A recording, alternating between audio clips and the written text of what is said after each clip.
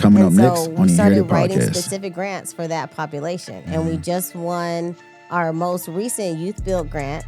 And we have a media pathway. It's a $1.5 million grant for 3 years. Get some more air horns for that real quick. They doing big things. Yes, sir. We just got awarded in June of this year. And part of our pathways are in order to help young people get into the media pathway and to specifically get into podcasting. And my board probably was like, I thought we were a construction nonprofit. Yeah. Now we're doing all this other stuff. But this has allowed us, because what I saw, a trend happening, over the years, we were losing our African American youth. And we were only seeing Latino Americans coming in our doors. Year after year, the numbers just kept decreasing on African American youth. And I just could not continue to allow that to happen. Let me just give it a try. I know nothing about grant writing, but I have an English background. And so I said, okay, let me just try it out. So 2016, I wrote a grant. We did not win. 2017, I wrote a grant. We did not win. Kept it going. 2018, we won 2 grants, $1.5 million each. Woo. Since 2018, there's not been a year that we have not won at least $2 million in grants. Building a legacy, so watch how you step to me. You know it's inherited, ain't no comparison, stacking up guaranteed. Moving so militant, consistent and disciplined. Getting that paper and stacking it up, no time for no chillin', man. Building a legacy, so watch how you step to me. You know it's inherited, ain't no comparison, stacking up guaranteed. Moving so militant, consistent and disciplined. Getting that paper and stacking it up, no time for no chillin', man. Yo, what's good? It's Sir Gates. You're now tuned to the Inherited Podcast again. Thank y'all for coming back week after week, tuning into the pod. Make sure y'all follow this pod on YouTube at Inherited Podcast and IG Inherited Podcast. That's NHERITD Podcast. And yet today we have another special guest in the building, all the way from Los Angeles, man. Miss Mary Taylor, the Executive Director of PV Jobs nonprofit agency in LA. So how you doing? I'm doing so good. Excited to be here. I'm glad you're here. Hospitality you guys have shown me. Thank you. Thank you to your producer, to you, like the whole fam. Just excited to be here. Y'all family out here, man. So excited to be here. And then real quick, shout out to the whole Reentry Network podcast, the Reentry Network team, Sensei Kai, my boy Kai, everybody out there in LA, man, doing their thing. Make sure y'all tune into their pod. But let's get right into the show, right? So how I start my shows off, I like to do an icebreaker. I'm gonna ask you a question, right? So ladies first, you'll go first, but we both gonna answer it. And it's nothing too crazy, a nice little thought question, to get the mind going. So I'm nervous already. No, it ain't gonna be that bad. I promise you. So look, so today's question is, right? Would you rather pick a path of unshakable self-confidence or one of unwavering adaptability? Unshakable self-confidence or one unwavering adaptability. I'm going to take Let's see if we go on the same self-confidence. Route. And why so? Why all you say that? day. Because if you believe in yourself, nothing else matters. Adaptability, you will be switching sides, straddling the fence all day. That's going to confuse me and have me stressed out. Yeah. I'd rather just believe what I say is right, which is what I believe every day. I feel you. So I'm going to go with that one. Okay. Even if I'm not right, if I make a decision, I know that decision came from some type of strategy that I had in my head to make that decision. I don't just make decisions on the fly. Yeah. So any decision that I make, I always feel confident in standing by because I knew there was a process that went through me making that decision. I like that. I'm going to go with unwavering confidence. Okay. Yes. So my answer is I went with the adaptability only because my thought process was so say if you're thrown into any situation, right? Some situations you may not be confident in, but if you can adapt to it, you'll get the job done. And or say if I step into a room full of pilots who flies planes, I can step in that room with so much confidence and just yap, but this is unconfident on me, you know what I'm talking about, right. In those areas. But they kind of go hand in hand. It was a tough question. Situation. Yeah, situational. There you go. Situational base. So I just went with the situation where I would be confident, and I would rather go with the confidence versus the adaptability. Even though as a person, I am very adaptable. I feel like I can adapt to very different environments and be able to figure out what my role is in that environment. Yeah. But if I'm not in that environment coming from a stance of confidence, Maybe then harder. my contribution is not going to be as much. Makes so sense. that's why I said I'm going to lean on the side of confidence first, and then later on Yeah. adaptability. All right, so that makes sense. So like I said, both of those answers were good answers. And like I said, No it's a bad real deal answer. kind of situation kind of thing. But so let's get right into it, right?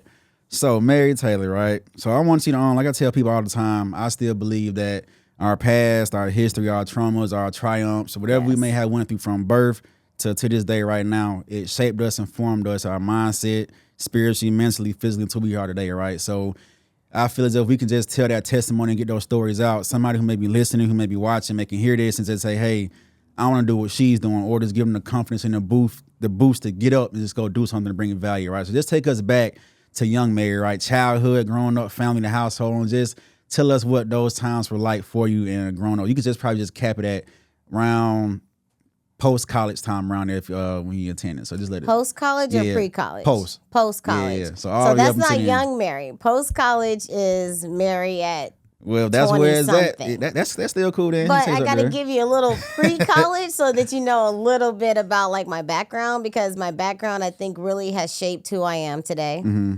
So I am born and raised South LA, third generation LA, Los Angeles. So there's not a lot of people, number one, who can say they're third generation Los Angelinos. And I come from 57th and Normandy.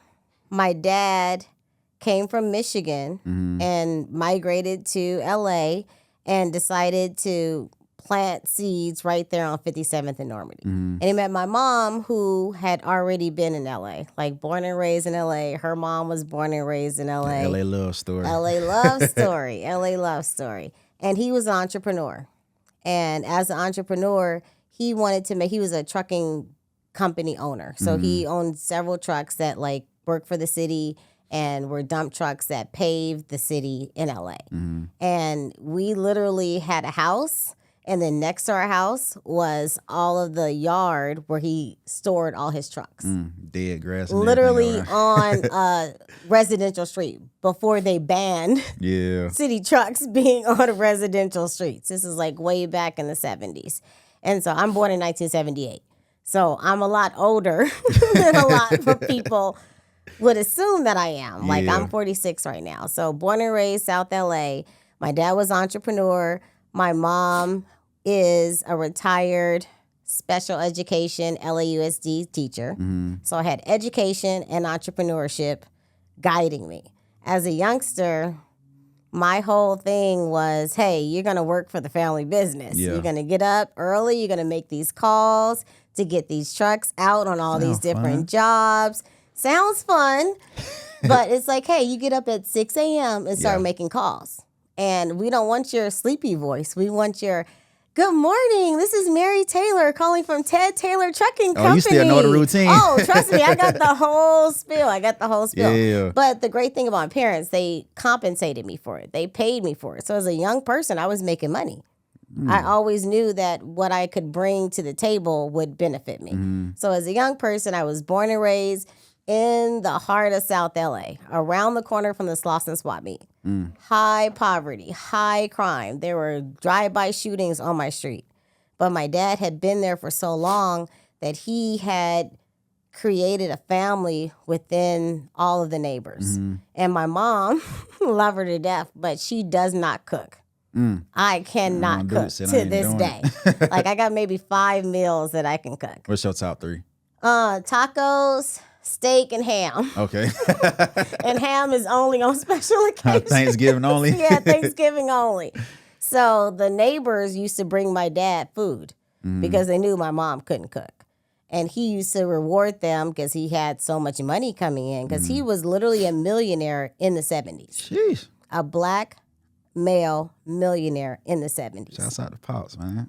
Shout out to Pops. Like, love him to death. He passed away when I was 16 from a stroke, like the night before my prom. Talk about that a little bit. But yes, like he was the neighborhood hero. Like he employed everybody. He made sure that everybody was taken care of. Barbecues, potlucks. He paid for everything. So I grew up in an environment that was always philanthropic. helping others. I saw that every day. He was the first Black Lions Club president for the Los Angeles chapter. It was all white people and Asians. And he was the first Black person in the 1980s to be a Black president. So, and I used to have to go to all these meetings with them. And so for me growing up, I had a very unique experience because I was born and raised in South LA, but I never went to a public school.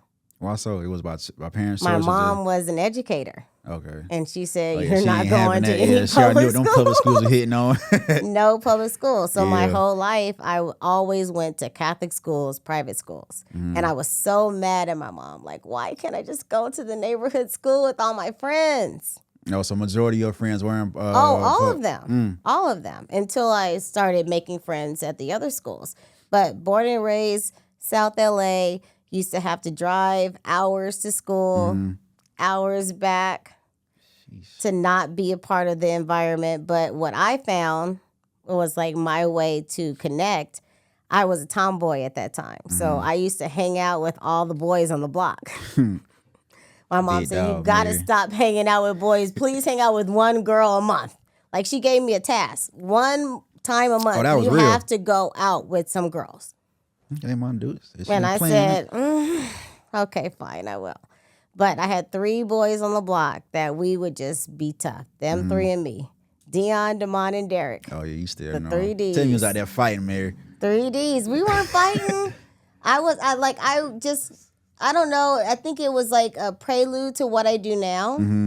Because my mom is the kind of person where she always wanted to expose me to new things. Yeah. So we'd be at a museum, we'd be at a carnival, we'd be at an exposition, and I would take them with me. And they would have not seen those things without my mom and myself. Yeah. And so I kind of looked at it as my way to expose them to new things.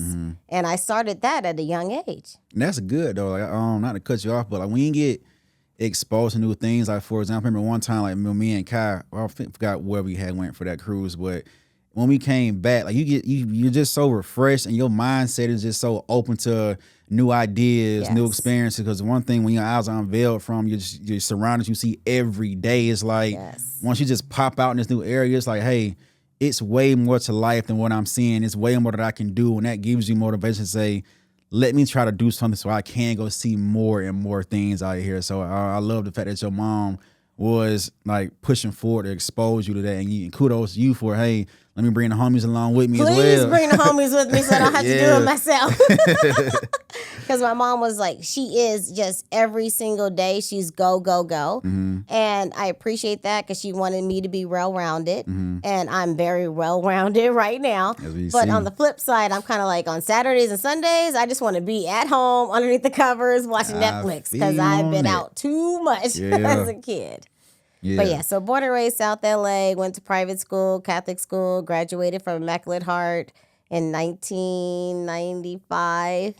Went to San Diego State for 1 year, then went to CSUN and graduated CSUN in 99 with a bachelor's in creative writing. Oh, you're a writer. Yes, I'm a writer. And so what led me to that, I really didn't feel like I did anything well, except for writing as a young person. Like there was nothing that really stood out to me. Did you try a lot of stuff? And I tried a lot of stuff, but I didn't like science. I was definitely not good at math. Same. I can't blame you on that one. I hate it. That was like Chinese for me.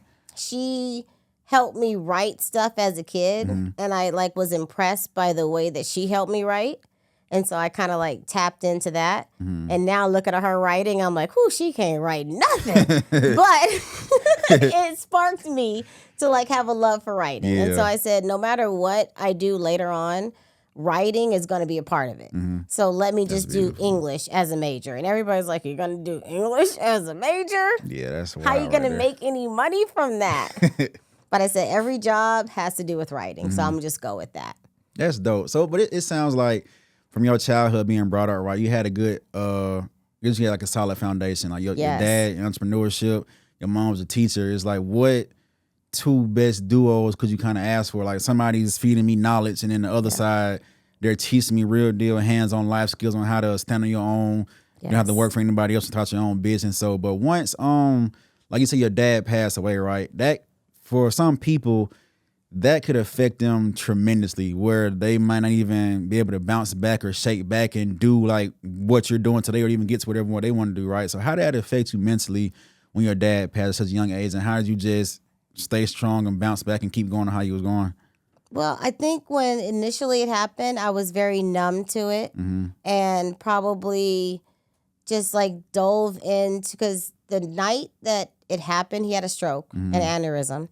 The night before my junior prom, and the night before my mom and his anniversary when they were supposed to go to Vegas. Damn. So like everything was leading up to like great things, and then this incident happened, and then I had to still go to prom while he was literally on life support. Oh man. It was the next day, so I didn't like have. I had to pretty much turn that off. And I think that kind of like continues on in my life, where I compartmentalize things, where, okay, I can handle a lot of stress and be able to continue on, but tap in like 6 months and I'm a mess. Yeah. Because now it all has started to like catching up with hit you me. and stuff. Yeah. So I had to go to prom, act like nothing happened. My mom had to be in the hospital. Like, I didn't know my dad passed until I was literally driving down Crenshaw, and my mom was at the funeral home, which I saw her walking in the funeral home as I'm driving by. Oh, so nobody had even called Nobody you even yet. told me. Damn. Because it was so like within that very couple of days, and she didn't want to tell me. She was just handling her business. I just happened to be driving down when she's walking into the mortuary. That's crazy. That's ironic. Yeah. That's crazy. So what was that like? Was you just I was spin 16, the block, turned around, so and like, I was just like, oh, my mom's going into the mortuary, I guess. oh, so you thought nothing of it? No, I thought, like, I guess he's not going to come out of the okay. situation. That is wild. Yeah. To be so young and have to experience something like that. So how did you bounce back from? Like, what was your process of healing from that? So I don't know if I still even have bounced back from it. I always think about my dad. Like, he was such a driving force in not just my life, but like the whole community's life. He was such a big presence. And so I think, if anything, I just took it on upon myself to continue his legacy and just help as many people as I can, and just like dive into it and make him proud. And I know he's like watching over me. Oh, he proud of you. Oh, for sure. Yeah, for he's proud sure. of you. And he always poured into me, like, whenever he could. Like, you see, so one example, we were right around the corner when the LA riots happened. So right on 57th and Normandy, and the McDonald's that went up, like all of that. And so my dad took me out to like walk the streets to see the night of the LA riots. And me as a young person, I'm like, let's go get some free stuff. Like, that's what we out here. Like, everybody's stealing stuff, like, just some free stuff. And my dad, the one thing I remember he said, like, what is the definition of injustice? What do you think the definition of injustice is? Yes, this happened to, what's the guy's name? George Floyd. No, this is way before then. Rodney King. Yeah, I was about yes, to say the this short guy happened to Rodney King. Yeah.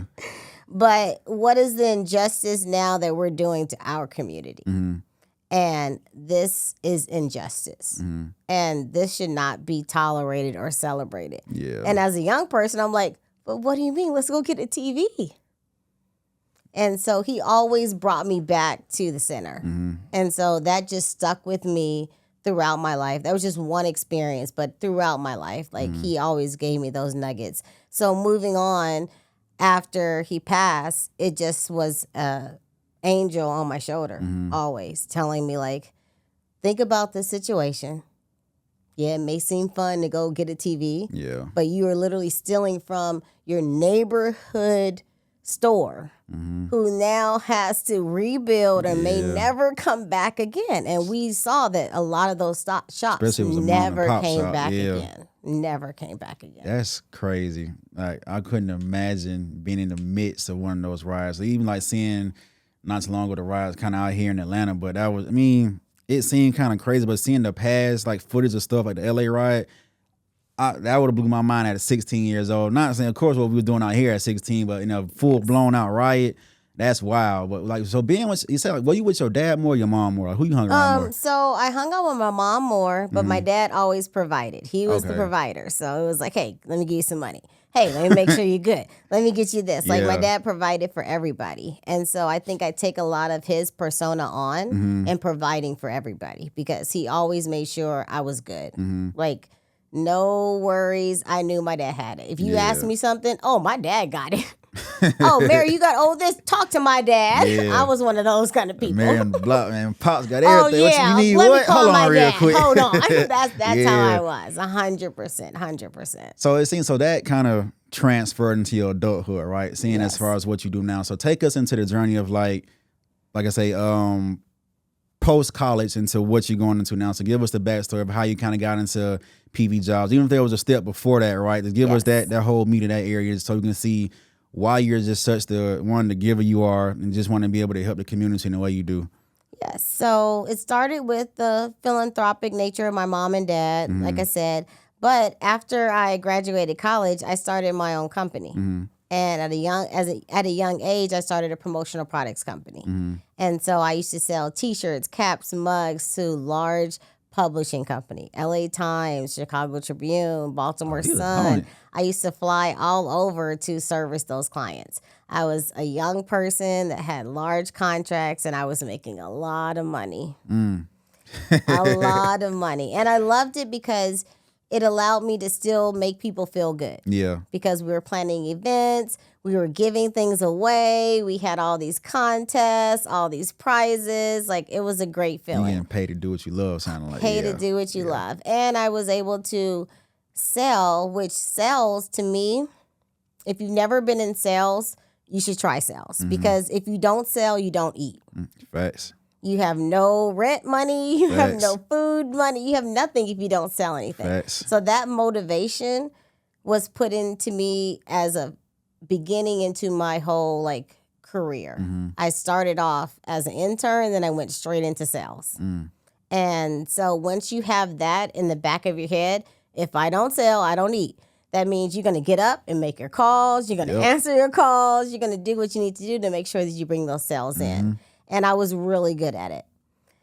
And then the recession hit in 2008, 2009. And my major clients filed Chapter 11, couldn't pay their bills. My mom was paying my rent for 6 months, and I was living in a very plush apartment in Playa Vista. And so it wasn't cheap for her to pay that rent.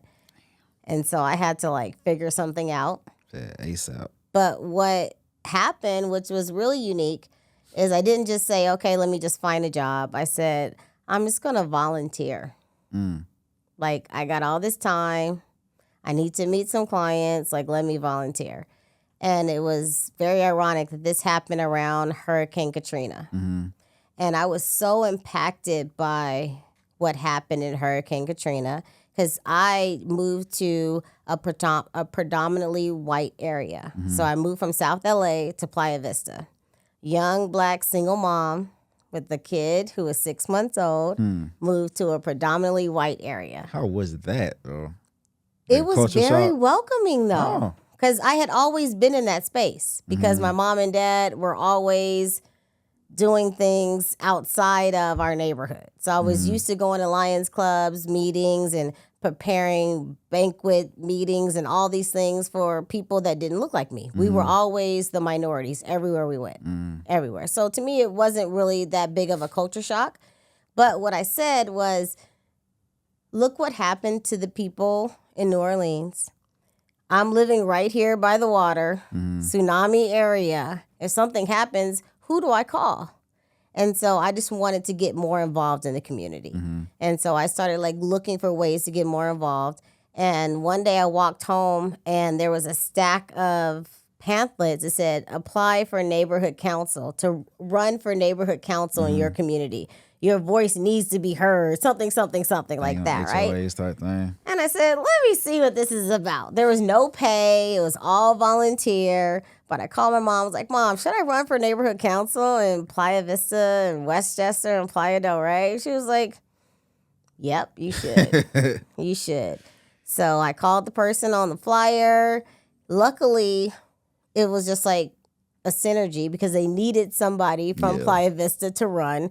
Of course, they needed a young African-American single mom to run. I'm like, I fit like the perfect model person. And so I ran for neighborhood council, and I got connected with all these people in the Chamber of Commerce, the neighborhood council, the city council, the beach and harbors, like so many people I met just for running for neighborhood council. Yeah. So most of my days were volunteer hours that I put in. I was still making no money. I was about to ask. So my mom was still paying my rent. Dude was still coming in. All right. My son was still like, at some point we were on food stamps, but we were still living in Playa Vista, and he was able to like live in a safe area.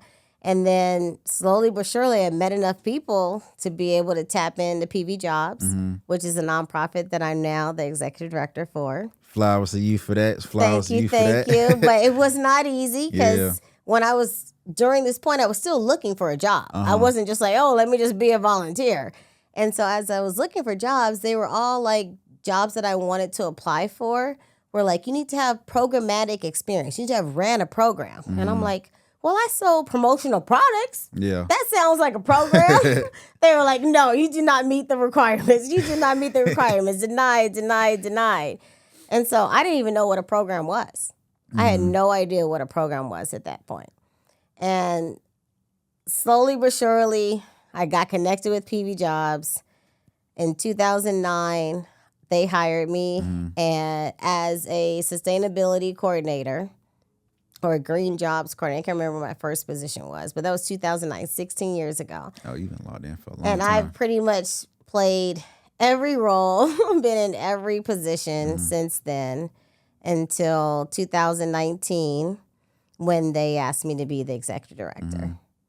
What do you think the most difficult part of that journey was to get to director? Like going through those channels, like even though like say you started out volunteering, then PV Jobs hit you up, they're already a nonprofit, so your mindset going in or what it was. So what was the most challenging part? Because some people, they may have aspirations to want to get to that point, but it may not be for a nonprofit or not, but a director position is big. Like you got to wear a lot of hats and you're responsible for a lot of people and a lot of things and a lot of moving pieces. So during that process, what do you think was the most difficult part to get there? So that's an easy answer for me. You said you remember this? Easy answer, because in 2016, PV Jobs was about to close. We were about to go under. And we were like, I was not the executive director at that time. There was another executive director. And he was like, we need to find some money. And I knew I was good at writing. And I was like, let me write some grants. Okay. Let's just see. And so it was so funny because my boss at that time, she wrote a grant and she won the grant. And I was like, if she can write a grant, I know I can write a grant. Yeah. Let me just give it a try. I know nothing about grant writing, but I have an English background. And so I said, okay, let me just try it out. So 2016, I wrote a grant. We did not win.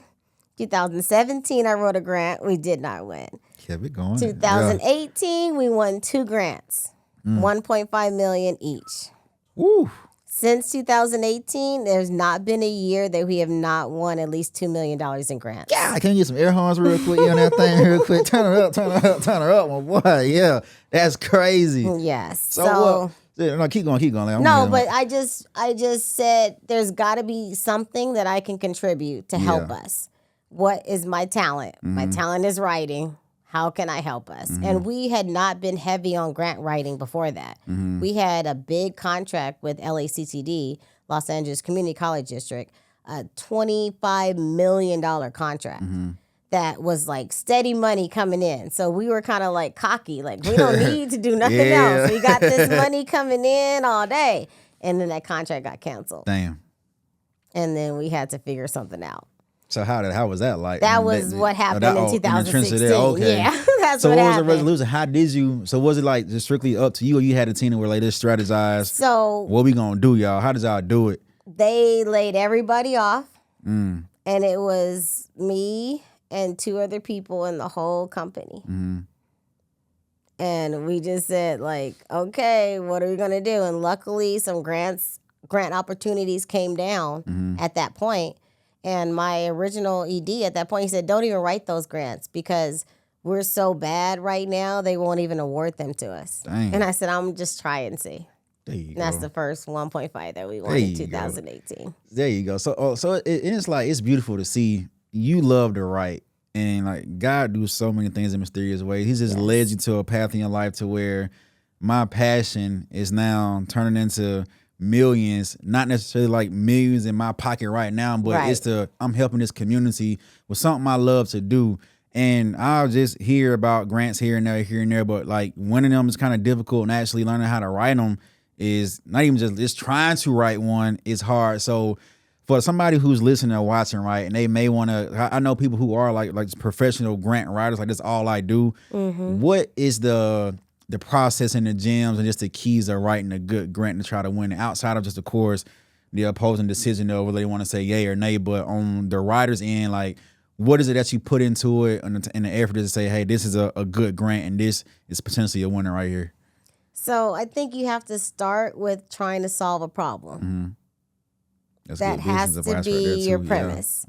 You have to have a problem that you want to solve, and you can be as creative as you want in how you want to solve the problem, but you have to have a problem you want to solve. A lot of people say, hey, I need some money. Right.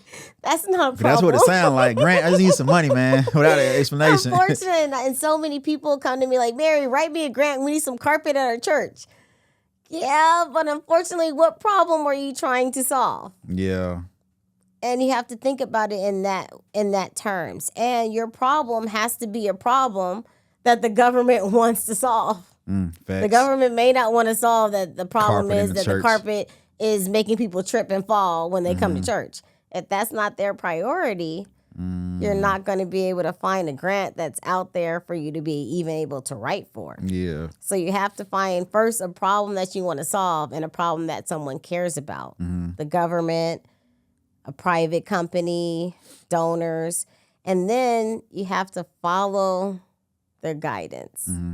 A lot of people just want to paint a very creative picture and say, this is how I would do it, but grants are specifically written a specific way, and you have to follow that way. So if like I know you file writing grants, right? So if I just ask you a quick question real quick. So this is a scenario, right?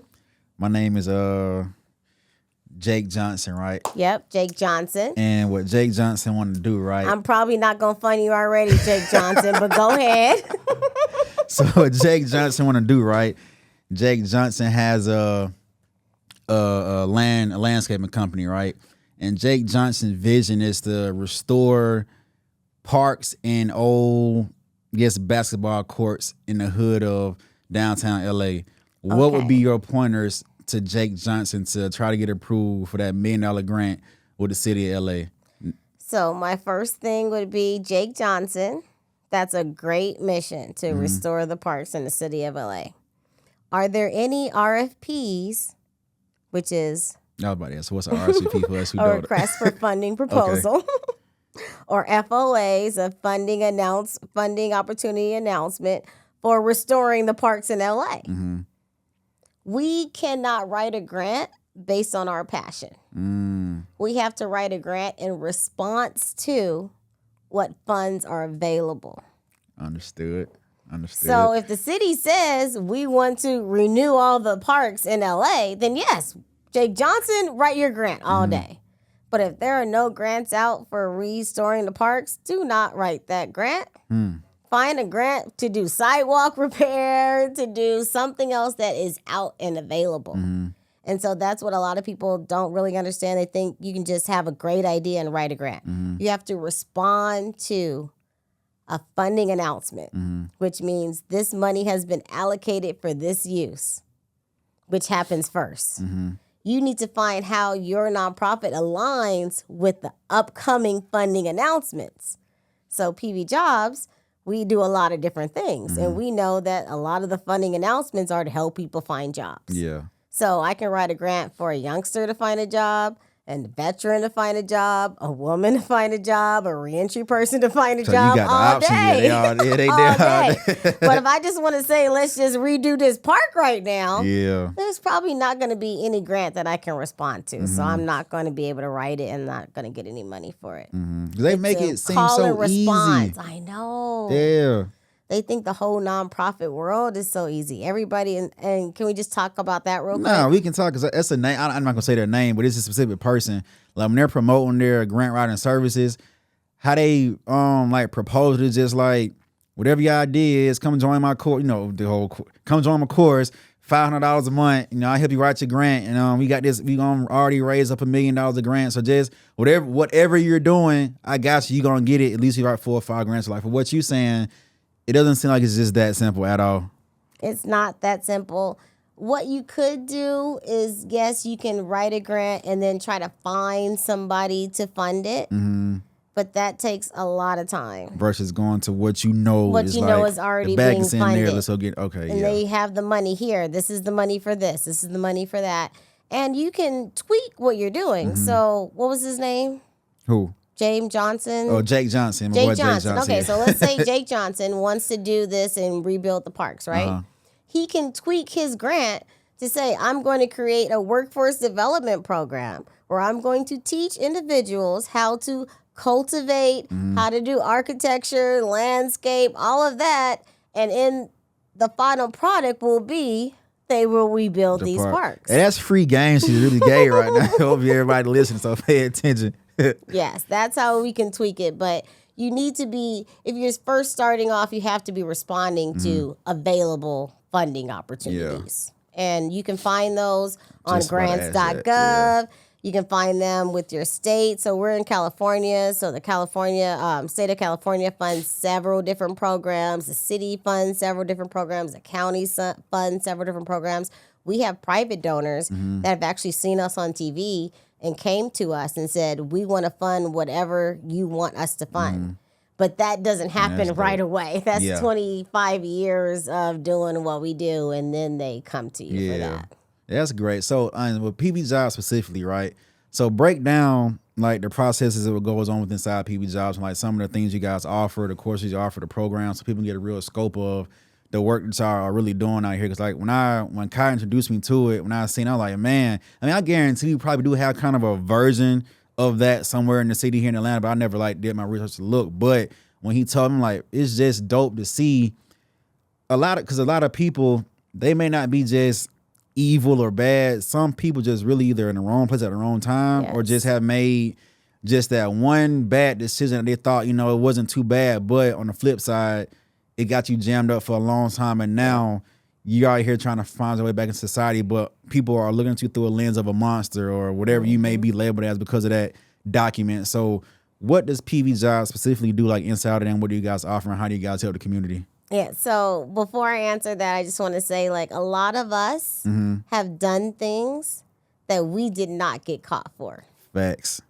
That's big facts. And so I always start with that, like, I don't ever put myself in a situation, because I have no justice system involvement. Does that mean I never did anything bad? Nope, not at all. I just didn't get caught for the stuff that I did bad. Good enough not to get caught. And that does not make me better than anybody else. That just makes me human. And so I always start with that, knowing that we all make decisions. And at the end of the day, I don't say if they're good or bad. They just got us to this next level where we need to make another decision. Facts. And so PV Jobs was started way before I came to PV Jobs. So I can't take credit for the original mission. But what I do take credit for is being able to expand the mission. Facts. Like, we started out as strictly working with heavily gang-involved individuals that had no other opportunities for any type of work to be able to get placed in a union position on the Playa Vista project. And that's what we started in 1998. So they were pulling from all the gang members in the local area. So Venice Shoreline, all the Santa Monica gangs, all the West Side gangs, which people were like, West Side gangs? But they were like doing some real work at that time, shootings and everything. And so that's how PV Jobs got started. Bringing the gang members in and saying you don't have to only have this gang life as an option. You can be a journeyman cement mason. You can be an electrician. You can be a carpenter. You can be a laborer and make a ton of money and have Ford F-150s and a house Sitting up and, have Harleys and everything you need legitimately. Yeah. And so that is our history. But when I came on, as we started writing these grants, the grants were very heavily leaning towards the younger population and the preventative population. So the grants that we normally were getting were for any age range, but now they're talking about 12-year-olds, 15-year-olds, 18-year-olds. They're not interested in construction. Yeah, they are not trying to do that. So we had to expand from just our construction pathway to bring other pathways in. And that's how we really tapped into the media pathway and said, we're going to meet our young people where they are. Yep. They're on social media. They're on YouTube. They're on TikTok. They're on Instagram, all of that. Let's find a way to tap into those talents and give them a platform to tell their stories, to be able to learn how to create these different videos, to edit their own videos, film their own videos, do all the sound, everything on their own. And so we started writing specific grants for that population. And we just won our most recent Youth Build grant.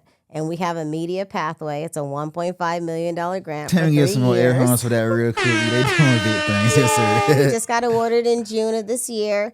And part of our pathways are in order to help young people get into the media pathway and to specifically get into podcasting. Yeah, that's beautiful, man. So what is the process like? So say if like your LA fans gonna be watching, right, and somebody sees this, like, what is the qualifications like from start till graduation? So what is that for them? And also just give them all the options you have for them to choose from. So we have so many pathways. If someone's interested in construction and has never gone to school ever, like just coming back from prison, we have a pathway for them. If someone is a 13-year-old who's at an LAUSD school and wants to get into podcasting, we have a pathway for them. I know you went that We young. are so diverse that it's almost too much to handle. Yeah. But at the same time, we have to be diverse because we want to make sure that we don't create a situation where we have all these great things, but nobody wants to access them. Yeah. So we have to make sure that we're accessible. And we are accessible at every entry point from 12 years old and up. And I make sure I write grants to tap into all those different populations. And they all have different requirements. Justice system involvement for some of them. Some of them you don't have to be justice system involved. Perfect example, we got it's almost $3 million now from a private family that saw us when we were highlighted for the Super Bowl a couple of years ago they had in LA. And they came and met with me. And I told them, look, we have all these grants for justice system involved people. But I have people coming to me saying, do I need to go commit a crime and then come back to get in your training program? That's crazy. And so he said, here's $1 million to help people that don't have any justice system involvement. And then the next year, he gave me another $700,000. And then the next year, which is coming up right now, he's giving me another $700,000. So almost $300,000 to help folks. So once you start the machine, the ball just keep rolling. you then like that snowball can, effect. Yeah. yes, make your own. But you got to start with what's out there and available. And like I said, cause when like you guys, this is maybe the third time I've seen y'all come out here just personally. But when y'all bring so many people from so many backgrounds, like I say, a lot of them are affiliated with gangs. A lot of them have been in jail for a long periods of times. But from the outside looking in, you'll probably judge a book by its cover. But from personally meeting these people, like, they're beautiful people with beautiful souls. They're real people who just made those small mistakes. But once you meet them in person, like, they want to do better. They out here striving to do great things. But that's why you always got to try to just extend grace and also to receive grace from people. Because you never know, some of the decisions that they may have made could have been choices. Like, they had no choice but to go that route. Yeah, like the whole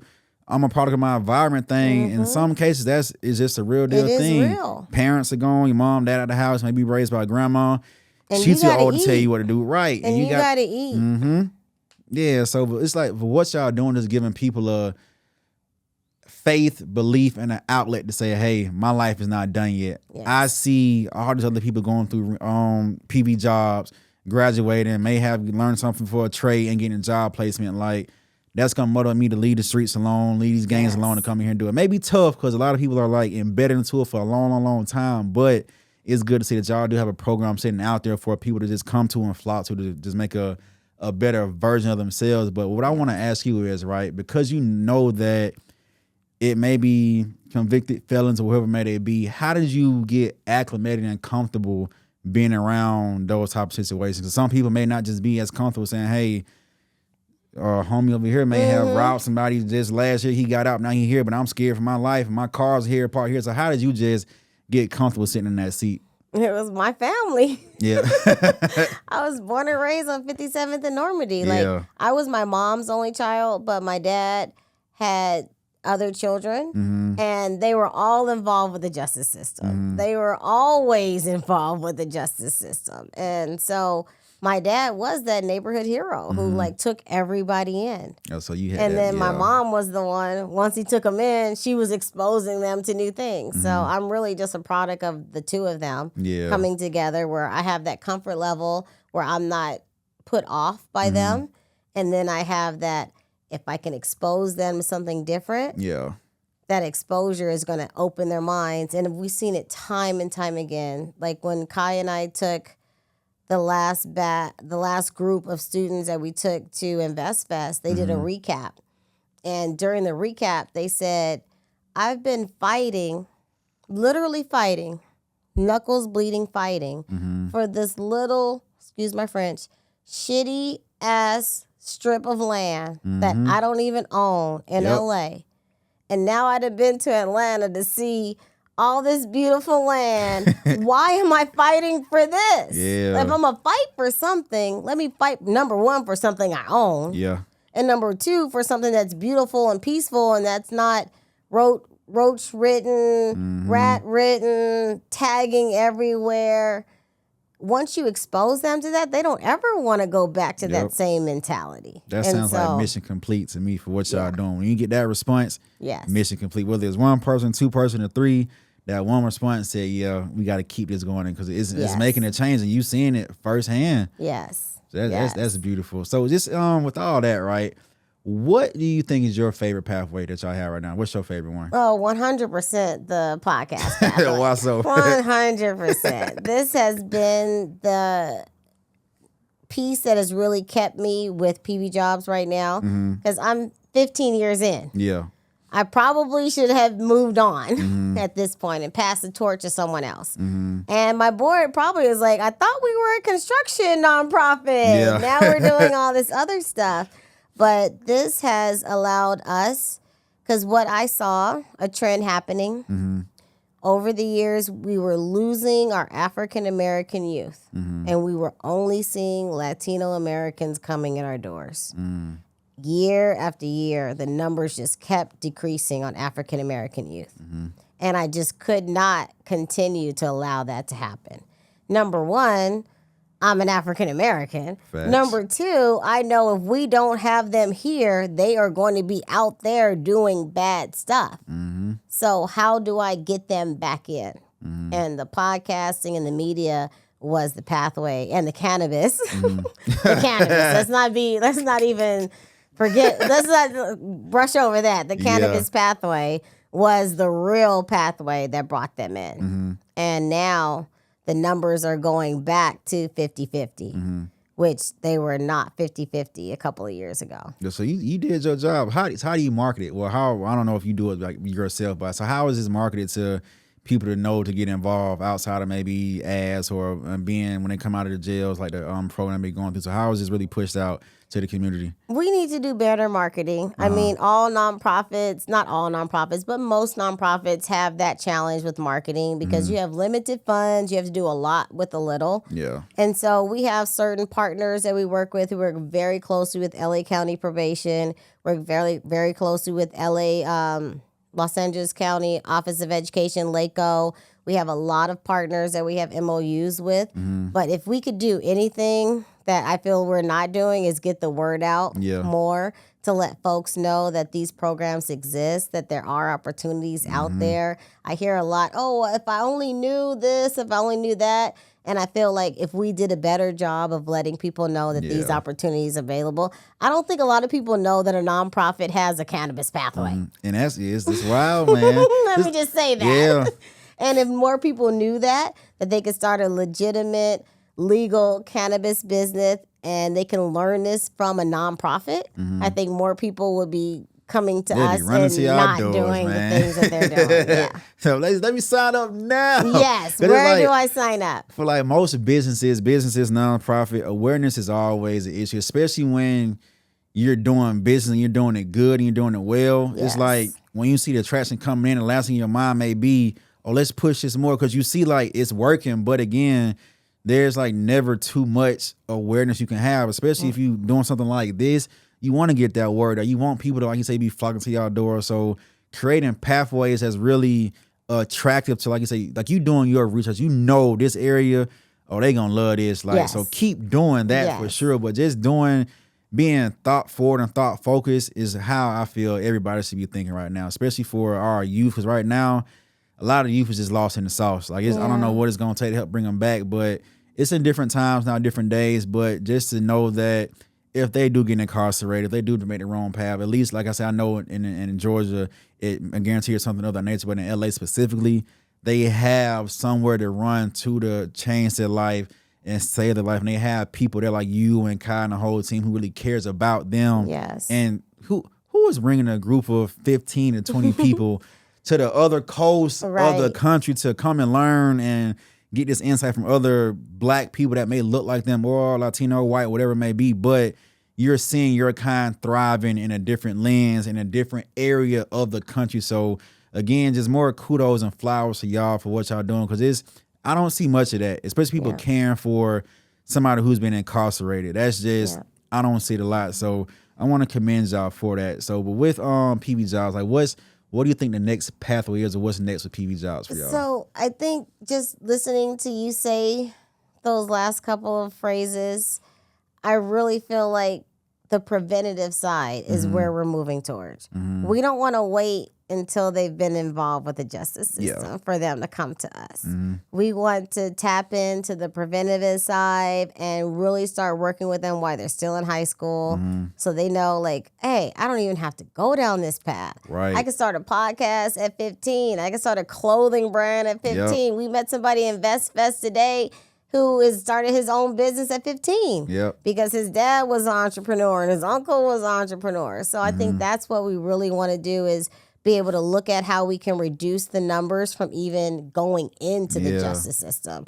And if we start these types of pathways early, I think that will make a big difference. You got to get them while they're young. Got to get them while they're young and tap into what they're interested in. Streets of catch them up quick. Like I know when I was a kid, like nonetheless, I grew up with struggle, nonetheless, but in my household, because we were just so much without, I had to help pay the bills and having that feeling of when I go to work, get my check, come home, Pop's like, hey, can you help pay my phone bill? Can you help get some groceries in the crib? But that led me to not want to be in the house, which pushed me outside of the house, which pushed me at a young age to get into the drugs, to be around the gangs and all this stuff. It was just like, man, the stress was so much as a kid.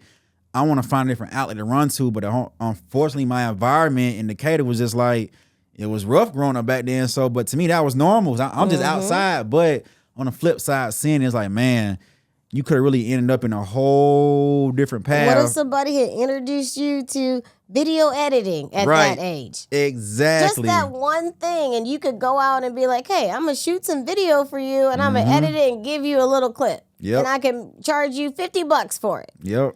That would have been your little money that you could bring in. Here, Pops, here's your money. And I'm still doing my shit on the side. Facts. It's like, so that's what we need. It's just that little tweak. It doesn't even take a lot. It takes just that little tweak. And so we want to be that little tweak, but the right tweak. Oh, y'all are the tweak. And again, what I see is going on, y'all got it going. But so for you as an individual, right, it seems like you're doing a lot at People's Jobs. Well, I can't even say a lot, but your position holds a lot of weight. So once you leave that building and you go home and it's like, all right, this is married time, this and that. What does that look like for you as far as like relaxing and releasing? Because I know that plays a lot in your mental. You're dealing with all these people, all these pathways, this and that. So when it comes to marriage, personal time, there's be you to that self-care process, that meditation, that mental side. What is that for you to just decompress and just to get back to you and fill your cup back up 100%? Vacations and Long Island.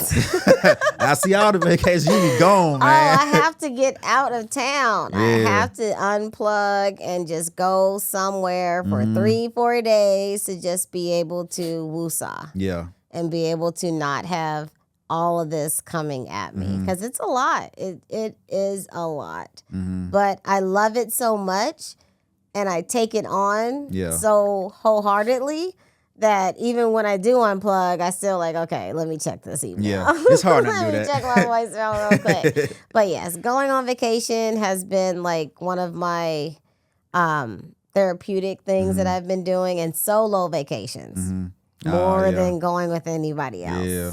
See, I haven't hit that one. I've done like solo outings, like in the city or somewhere. I love that, but the whole vacation, I ain't crossed that path yet. I've done, I think 1, 2, 3 solo vacations this year. The best vacation. Oh, you out here. Oh my gosh. I went to Mexico twice solo. And I went to Canada once solo. Canada's a beautiful place. I can pretty enjoy The that. best ones. Yeah. And I took my mom and my son places. I took my booze places, went with my booze places. But You put an S on the end of that. Yeah, I had several booze in this year. I heard an S on that one. Yeah, I ain't married. This year.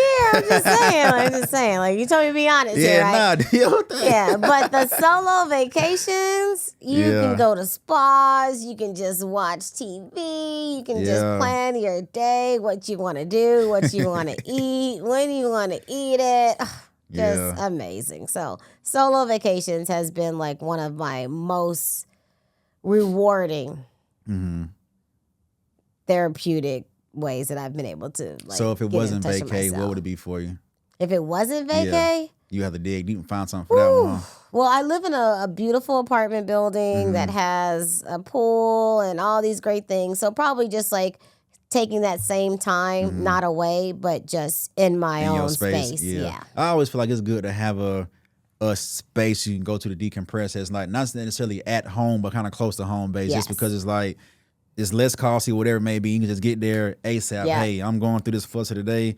Let me go to this room or just this spot over here. And like for me, if I'm having a rough day, week, month, it's a spot I go to all the time on a lake. It's a pier, and I can just sit there for hours and just decompress. Just watch, look at the water, listen to the nature sounds, and read a book. And that's how I get my self relief. If it's that, if I go to the lake, it's bad. It's bad. Yeah. If I'm out there, it's bad. But other than that, it just be either sometimes meditation, like walk 2 miles a day every day just to clear my mind doing that, or just either praying, doing that, or just real deal.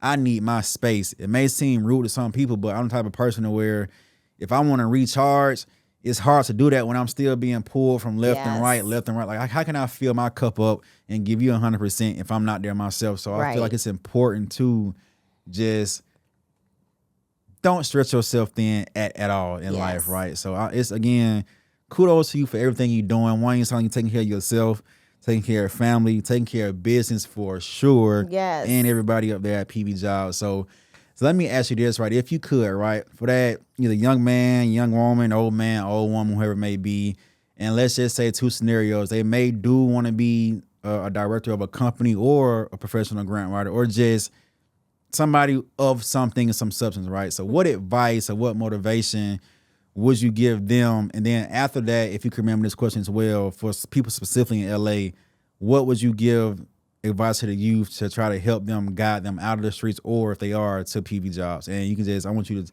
tap into your people and let them know.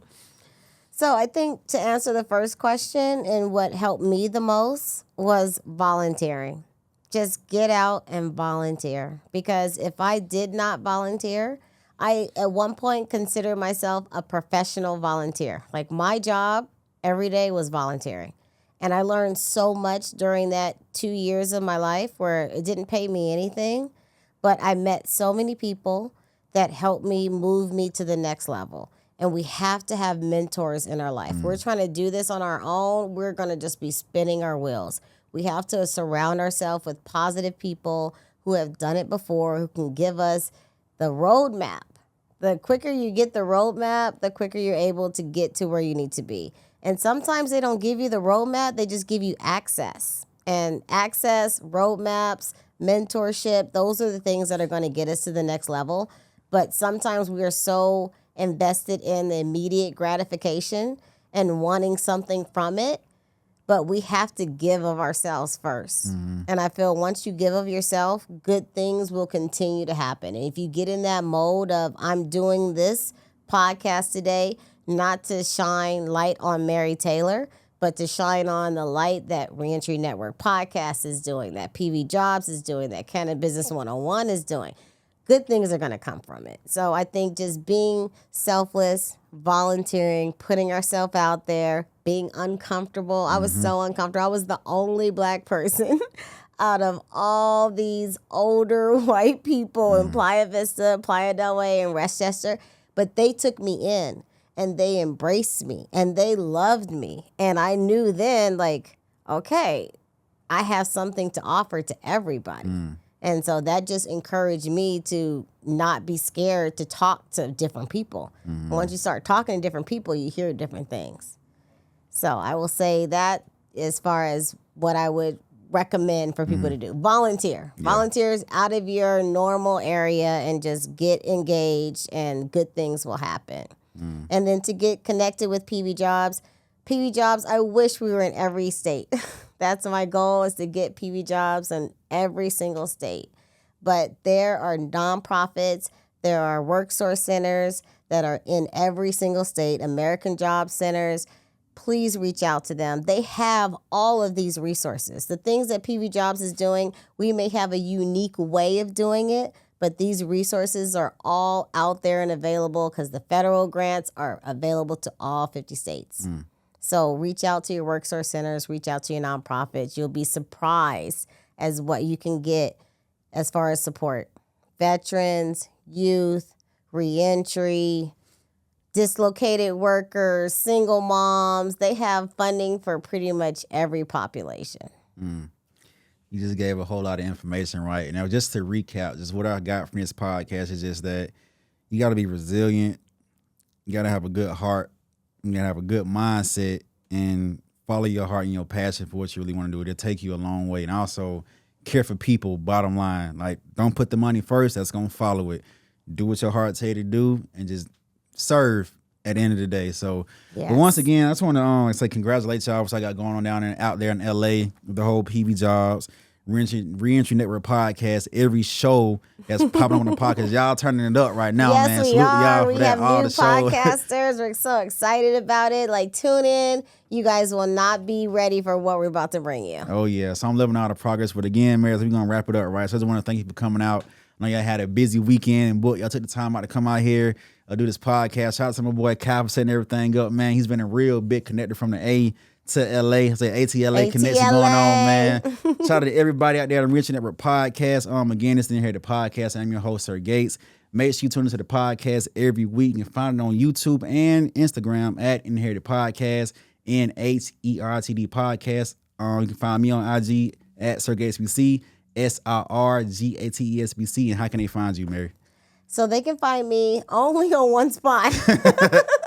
I'm only on Instagram. You there, though. And I'm they still a newbie to Instagram. Yeah. So Mary is so contrary. That's my IG. I only have 520 followers. I'm trying to get to at least 600 before I leave InvestFest. Okay, so that's my goal. Let's do it. Give me the 600 people, please. We're going to run Mary up, man.